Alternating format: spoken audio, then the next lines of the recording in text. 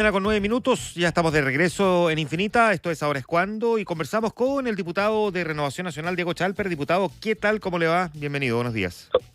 Hola Juan Manuel, ¿cómo estás? Buenos días. Oiga, diputado, hay harto tema, déjeme partir preguntándole. Usted, en la mirada que ha tenido siguiendo la crónica de actualidad, y me imagino que también con las conversaciones políticas que pueda tener, ¿qué convicción ha formado que la senadora Isabel Allende debería dejar el cargo?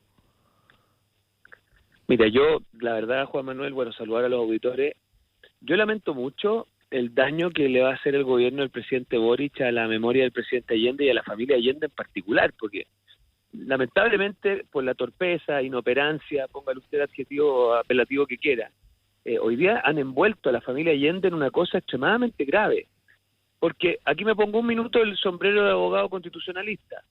Hay cosas que la Constitución es más o menos difusa, uno podrá decir, habrá que interpretar, pero en esta prohibición en particular, lo que dice la Constitución es que los ministros de Estado y los parlamentarios están vetados, están impedidos, está prohibido celebrar contratos con el Estado.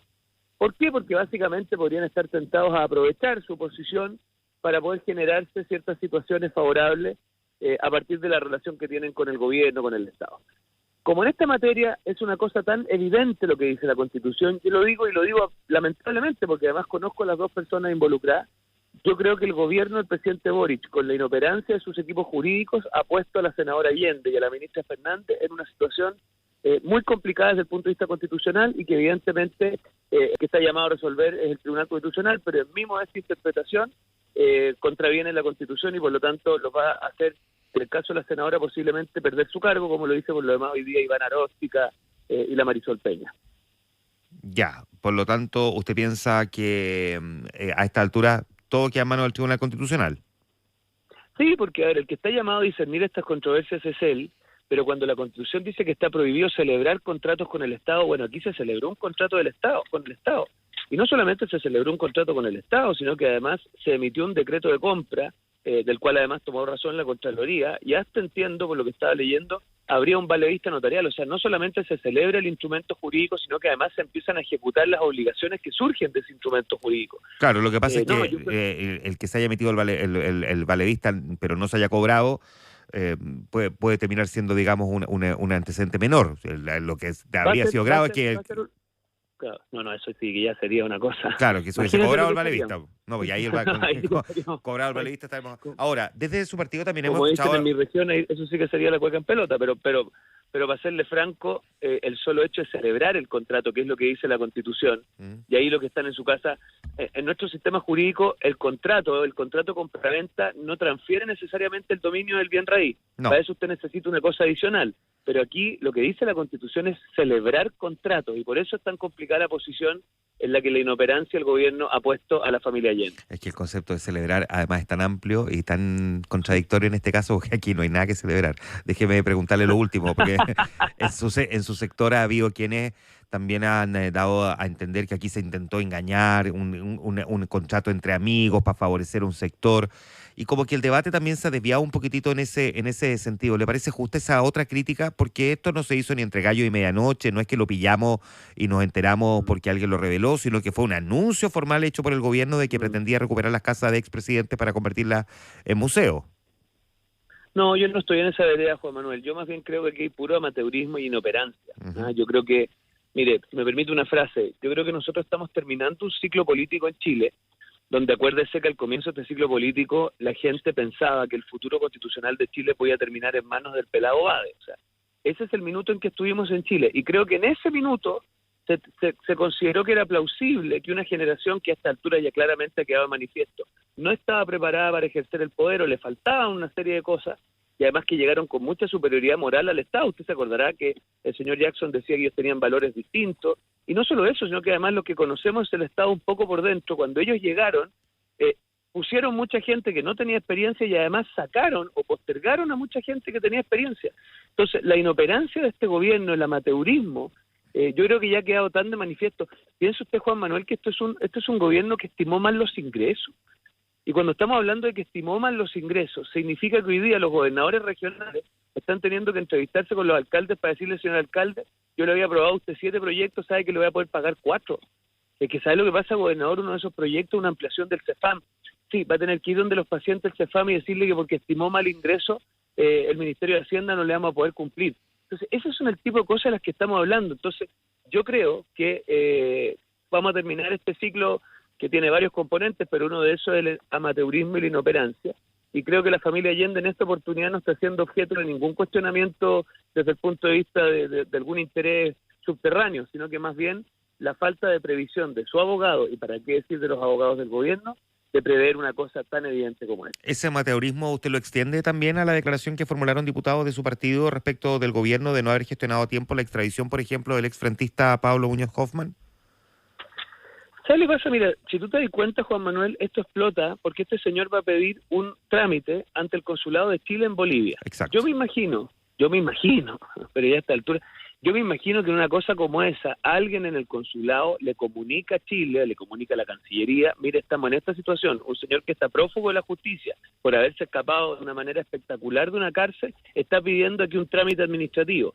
Yo me imagino que cuando usted lo notifican de eso, la Cancillería empieza una serie de gestiones de altísimo nivel para hacerle sentir, en este caso al gobierno venezolano, al Estado boliviano, la costumbre, al Estado boliviano, que aquí estamos en presencia de una cosa extremadamente compleja para Chile, y por lo tanto lo que ha acontecido para mí es incomprensible, porque que me digan las autoridades bolivianas que las órdenes de captura internacional no les son oponibles, que me digan que no podían hacer una detención preventiva a la espera de una orden de extradición de la Corte Suprema que se tramitó como tenía que ser con mucha prontitud, a mí simplemente lo interpreto como un empeño de Bolivia de no tener una reciprocidad con Chile. Entonces yo lo encuentro muy grave.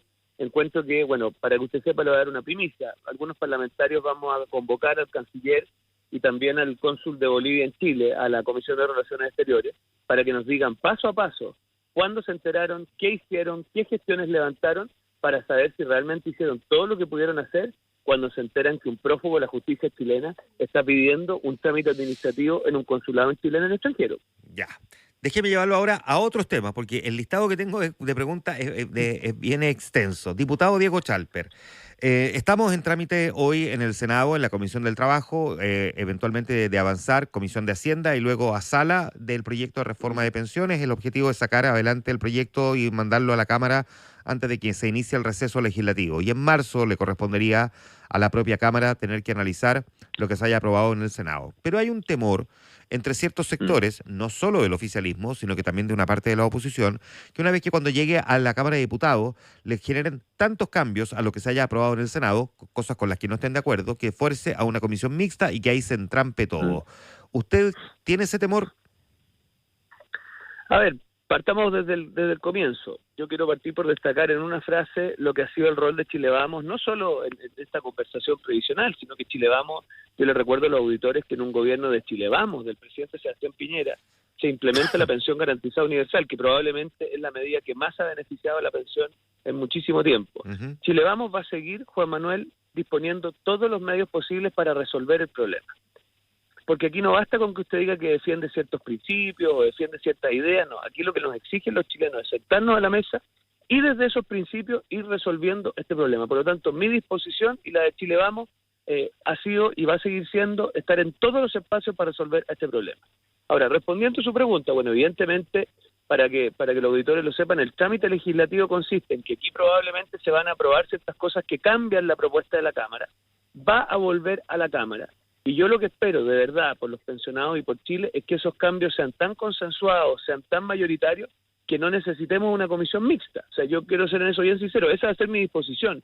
Ahora, todo eso pasa por, un lado, que el gobierno efectivamente cuente con sus apoyos, porque lo que marcó la semana pasada Juan Manuel fue que básicamente primero el Partido Comunista, después el Partido Socialista y finalmente el PPD cuestionaron lo que estaba llevando adelante una ministra de gobierno. No, entonces, claro, el riesgo de que efectivamente se le generen cambios en la Cámara de Diputados no solo puede venir de la oposición, puede venir desde las propias filas del gobierno, es un hecho de la causa. O sea, mi impresión es que ese es el riesgo más probable. Entonces yo espero que el presidente Boric, con la misma elocuencia que habló el otro día, que creo que se tuvo que salir a decir al día siguiente, con esa misma elocuencia, convoque a sus parlamentarios y les diga, mire, yo he llevado adelante un proceso de conversación. En los procesos de conversación normalmente uno no logra lo que quería óptimamente, sino que logra poder sacar adelante ciertas cosas que concitan viabilidad política y apoyo, y espero que me acompañen. Ahora, yo tengo un mal pronóstico, Juan Manuel, porque si usted mira la agenda de seguridad, usted mira lo que fue la discusión del sistema privado de salud, usted mira la discusión del sistema político, usted está viendo un fenómeno bastante transversal, que es que aquí los que obstruyen las cosas que intenta sacar adelante el gobierno, obviamente con las dificultades de gobernar, son los parlamentarios del oficialismo. O sea, hemos estrenado una cosa nueva, que es un oficialismo obstruccionista, imagínate. Entonces espero que el presidente Boric sea capaz de sobreponerse a eso. Ya, déjeme preguntarle, diputado. El presidente Boric tuvo una mirada crítica, sí, y mire, voy a partir diciéndole esto. Uno puede encontrar... Yo no sé si le hizo mal el viaje al sur, pero yo no sé por qué llegó tan exacerbado. Pero déjeme decirle esto, puede que la forma y puede que el tono haya generado ruido y no haya sido el momento, ni la ocasión, ni la forma. Pero más allá de si el proyecto que presentó el gobierno es bueno, más o menos, malo o pésimo, el presidente tiene un punto cuando dice que el gobierno ha cedido más que la oposición en torno a esto. ¿Usted qué dice y qué le responde frente a eso? Mire, yo le respondería al presidente Boric. Si él mirara 4 años atrás, cuando actuaba como actuaba en materia de seguridad, yo le podría decir que él ha cedido mucho en materia de seguridad. Yo creo que esa es una lectura bastante curiosa, porque lo que ha ocurrido en realidad es que él, enfrentado al dilema de gobernar, se ha dado cuenta que las cosas que defendía cuando empezó su gobierno eran insostenibles desde el punto de vista de la evidencia. Ya. Lo aplico a pensiones. El que él hoy día esté abierto a básicamente un formato en donde predominantemente, por no decir exclusivamente, para no generar chispas, prevalezca el ahorro previsional, no es que haya cedido frente a la oposición. Me imagino que ha cedido frente a la evidencia, ha cedido frente a los argumentos de los expertos, ha cedido frente a la inmensa mayoría de la opinión pública y ha cedido ante el sentido común de que si no, no va a tener los votos. Entonces, yo creo que plantearlo en lógicas de que se cede o no se cede, mira, acá hay desafíos que enfrentar. Uno de esos, aumentar la cotización. 2, hacer reforma a las AFP para que realmente haya una competencia mayor. 3, que termine la manera en cómo se paga la comisión. 4, ver cómo hacemos para mejorar las pensiones de las mujeres que están desfavorecidas. Y ahí lo que a mí me interesa, Juan Manuel, es mejor evidencia, sustentabilidad financiera y viabilidad política. Esos son para mí los 3 criterios y me imagino que el gobierno estará funcionando en las mismas coordenadas. ¿Cuánto del esfuerzo que está haciendo el gobierno por sacar adelante la reforma al sistema de pensiones puede terminar convirtiéndolo también en el gran legado de este gobierno, cree usted? O sea, yo más allá, hay algunos que dicen, pero no le demos este poroto al presidente, no le demos este legado. Se lo pregunto por eso, porque hay quienes desde la oposición consideran que le podrían regalar el legado que le falta, porque el presidente no tiene un gran legado. O sea, porque los gobiernos son recordados por un par de cosas, no son recordados por 10, son recordados por 2 o 3. Esto es una cuestión que al presidente Piñera le costaba entender, porque él decía, ¿por qué me nombran estas 2 cosas cuando yo hice estas 10? Y los gobiernos siempre son recordados por 2 o 3 elementos de su administración, y la verdad es que hasta ahora no hay ninguno que marque esta administración. Entonces hay quienes piensan desde la oposición que sería regalarle el legado al Gabriel Boric. Bueno, yo creo que el presidente Boric va a tener un legado notable, que es haber destruido la posibilidad de una izquierda refundacional en Chile en el corto plazo. Eso ya es una cosa muy notable, porque piensa usted, vamos a terminar con la Constitución del 80 revalidado el sistema privado de salud, revalidado el ahorro previsional, revalidado el uso de la fuerza y revalidado la búsqueda de acuerdos. Esta es una discusión que tenemos 4 personas en 2 cuadras a la redonda. Cuando uno le pregunta a la gente, diputado, cuando uno le pregunta a cualquier ciudadano de a pie, el que no está probablemente así como subrayando el diario como uno, y cuál es el legado de Elwin, va a decir la transición. Cuál es el legado de la presidenta Bachelet, va a decir la red de protección social. De Piñera 1 va a decir el rescate a los mineros, la reconstrucción del terremoto. De Piñera 2 va a decir enfrentar la pandemia y el estallido social. Cuando le pregunten por Boric, no va a decir el que destruyó la posibilidad de que la izquierda radical... No, eso no lo va a decir la gente. Pero yo me encargo de recordarlo. Oiga, no, sí, está bien. Pero mire, los legados del presidente Boric, casi lo atribuye usted como presidente. No. Los legados del presidente Boric me falta para eso. Van a ser prepárese. Una institucional. Bueno, si usted quiere postular, le podemos buscar un cupo. Oiga.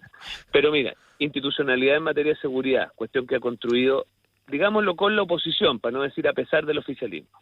En la reforma previsional, yo al menos no estoy en el cálculo corto de estar en ese tipo de consideraciones, porque aquí estamos enfrentando un tema demasiado importante y demasiado central en la agenda del país para que estemos en ese cálculo. A mí, francamente, creo que cualquier lectura mínimamente razonable nos lleva a la conclusión de que si sale adelante la reforma previsional, ha sido por una cooperación activa de aquellos sectores moderados del gobierno con, por supuesto, la centro derecha chilena, que ante la disyuntiva de decir, ¿sabe qué más? arréglesela usted y vea cómo encuentra los votos, estuvo dispuesto a sentarse a conversar. Y eso, acuérdate, mi hijo Manuel, como el ciclo está cambiando, pasamos de un ciclo de polarización a un ciclo de cooperación, por eso Evelyn Matei puntea las encuestas y por eso es probable que sea la próxima presidenta de Chile. ¿Y la van a proclamar este sábado como candidata presidencial en Renovación Nacional? Bueno, le tengo una primicia. Ayer se alcanzaron más de 100 patrocinios por parte de los consejeros, lo cual es extremadamente alto. Va a ser la única candidata porque además ella expresó su interés de ser candidata y por lo tanto vamos a llegar al Consejo General con los patrocinios necesarios y con ella habiendo manifestado su intención de ser candidata por Renovación Nacional. Y yo no tengo ninguna duda que la inmensa mayoría del Consejo va a valorar el empeño que hizo en la municipal, el empeño que está haciendo porque tengamos un programa de gobierno razonable, y ahí permítame hacerle un comentario, y sin duda va a valorar el que ella sea hoy día la más viable políticamente. Ahora, no nos perdamos, Juan Manuel, el desafío que tiene Chile es tan profundo que nosotros necesitamos hacer 3 cosas. Lo primero es ponernos de acuerdo con la mayor cantidad de expresiones posibles en mínimos comunes para sacar al país en el marasmo que estamos. Segundo, una primaria lo más amplia posible. Y cuando les digo lo más amplia posible es Kaiser inclusive. O sea, ojalá tengamos una primaria única de oposición que nos permita llegar con un candidato a la primera vuelta. Amplia en el sentido, amplia en el sentido del espectro, pero con una candidata única de Chile Vamos. Sí, con una candidata única de Chile Vamos que representa a Chile Vamos. Si se invita a algunos independientes se les invita, a buen entender pocas palabras, pero una primaria única de oposición donde ojalá estén las distintas expresiones. Y lo tercero es una lista parlamentaria planteada de manera inteligente. ¿Y qué significa eso?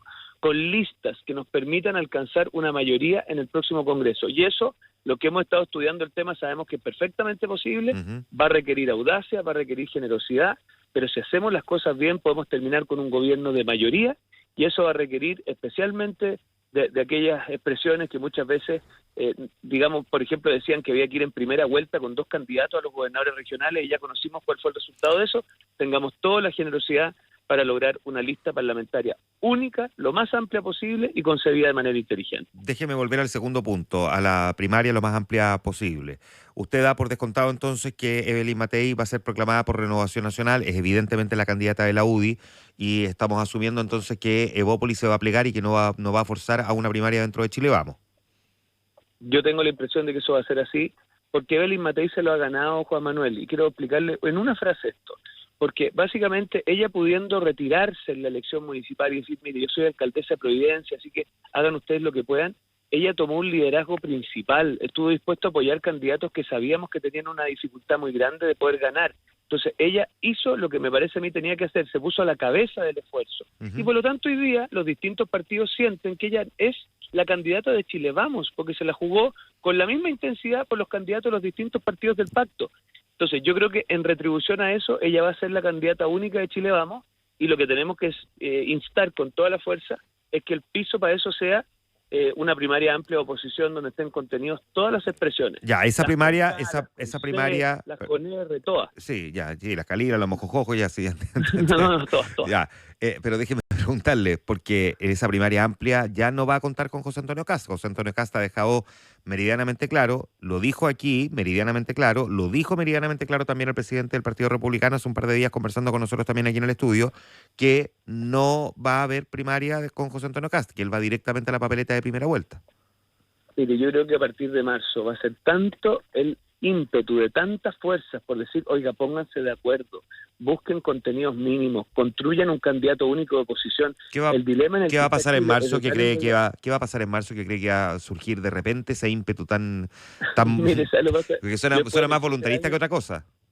No, ¿sabes lo que pasa? Que uno cacha cómo funcionan los ciclos, entonces en marzo se va a instalar con muchísima fuerza, ya Evelyn Matei va a ser probablemente la candidata de Chile Vamos, y ahí va a empezar a surgir una discusión pública, te estoy hablando de los electorados y los líderes de opinión de oposición, por supuesto, donde nadie va a entender que alguna de estas expresiones no coopere en una unidad por el cambio. O sea, el que sigue ese derrotero por intereses, por decirlo así, más particulares, el electorado de centro derecha y de derecha no lo va a entender. Y creo que eso ojalá coopere para que republicanos se reconsideren esa posición y lleguemos con una primaria única de oposición y nos permita llegar con un candidato único a la primera vuelta a fines de este año ya, a fines del próximo año, a fines de este año ya.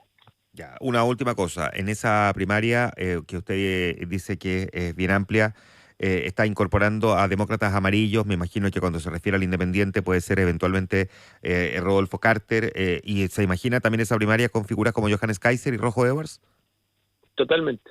Con todos los que se sientan, con todos los que demuestran tener un liderazgo, digamos, y eso lo muestran las encuestas o que algunas de las expresiones de la oposición los respalden, y yo en eso soy partidario de una primaria amplia, donde se debata razonablemente las distintas sensibilidades y el electorado de derecha se puede hacer la pregunta, entre las distintas sensibilidades, ¿cuál es la persona o cuál es, digamos, el liderazgo que permite alcanzar una mayoría para liderar un cambio en Chile? Y esa va a ser la discusión, y que todos después nos pongamos detrás de ese liderazgo para que no enturbiemos y no entorpezcamos esa posibilidad. Mira, si a mí, yo ¿por qué creo lo que me preguntabas tú recién? Porque en el fondo el electorado de derecha, hace 4 años atrás, en el ciclo de polarización, estaba en algo así como en quién defiende de manera irrestricta lo que yo aparentemente pienso. Y hoy día, en cambio, la cosa es distinta. Después de haber vivido 4 años de la inoperancia de este gobierno y en la crisis económica y social y de seguridad que está Chile, hoy día no están en esa sintonía, están en la sintonía de preguntarse quién es la persona que concita los acuerdos, los apoyos, la viabilidad para poder conseguir un cambio de rumbo en Chile. Y creo, y aquí doy mi opinión obviamente, que esa persona se llama Evelyn Matei. Ya, no alcanzamos a conversar esto, pero se lo voy a dejar planteado como pregunta, le sirve de reflexión para la siguiente vez que conversemos, porque entiendo que tiene una reunión, diputado, pero da la sensación de que, claro, Evelyn Matei aparece muy bien aspectada en la encuesta y que ustedes tienen bastante claro que tienen mucha posibilidad de triunfo, pero que esa posibilidad de triunfo está dada más bien por un interés en cambiar de rumbo para alejarse de lo que puede ser el rumbo de las decisiones tomadas por la izquierda, que de un programa de gobierno propio, es decir, de ideas propias. Claro, y ese desafío, la construcción de lo que algunos denominan el relato o la cierta épica que se le proponga a Chile, es algo que por ahora todavía no hemos escuchado. Mire, eso está en proceso, no puedo contar mayores detalles, pero está en proceso. Yo tengo ahí un matiz que sé que no es contigo, sino que es con los que dicen que esto es solo un relato. No es un relato, esto tiene que ser un proyecto político con un diagnóstico, con una hoja de ruta, con cursos de acción, con prioridades. Las prioridades van a estar marcadas por las seguridades, van a estar marcadas por hacer que el Estado se ponga orden dentro del Estado, se le modernice, el Estado trate mejor a las personas. Y en último término, la frase que nos va a marcar es que los chilenos merecen vivir mejor. Y por lo tanto, en esa coyuntura, vamos a presentar un programa de gobierno cuando sea el momento, bien macizo, que se está trabajando. Y déjeme hasta ahí porque no estoy yo llamado a contar más detalles de eso. Ok. Diputado Diego Chalper, gracias por conversar esta mañana con nosotros.